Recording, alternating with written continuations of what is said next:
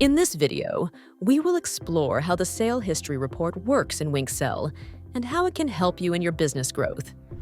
Look for the Reports, then select Sale Reports, and finally, the Sale History Report, which displays product-wise sale history with the option to sort the data using the filters at the top. The report displays the sale date, sale invoice number, salesman, product name, product barcode, sale type, cash or card, sale quantity, product base price, product VAT, percentage discount, discounted amount, net amount, return quantity, return amount, and net amount after return.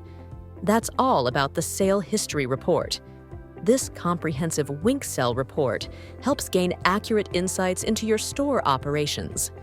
These insights are necessary for making informed decisions. To learn about other interfaces, please watch our other videos.